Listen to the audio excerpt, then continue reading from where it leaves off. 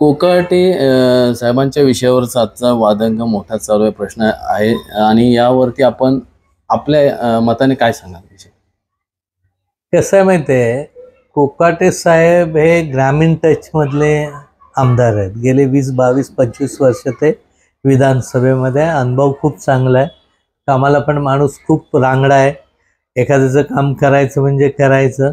थोडी भाषेमध्ये थोडीशी काही शेवटी आपापल्या पद्धतीने ते असतात. त्यांच्या मनात आलं पटकन बोलून जात असतील एखादा विषय. पण मला वाटतं त्यांनी केलेलं चांगलं काम पण तुम्ही नजर.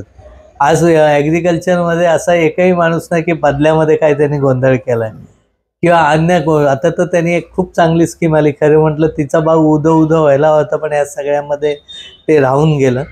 त्यामुळे मला आलेला अनुभव तर कोकाटे साहेबांबद्दल खूप चांगला अनुभव आहे. म्हणजे कोकणातले प्रश्न असो, इथले असो, गेलं की जिथल्या तिथं सोडवण्याची त्यांची भूमिका असते. याचा अर्थ मी जर काय तशी गोष्ट घडली असेल तर समर्थन करतो, अशातला भाग नाही. पण ठीक आहे, त्यांनी चांगलंही काम केलेलं आहे. त्यामुळे तो निर्णय अजितदादांचा, आम्ही त्याच्यावर बोलण्याचं उचित काय.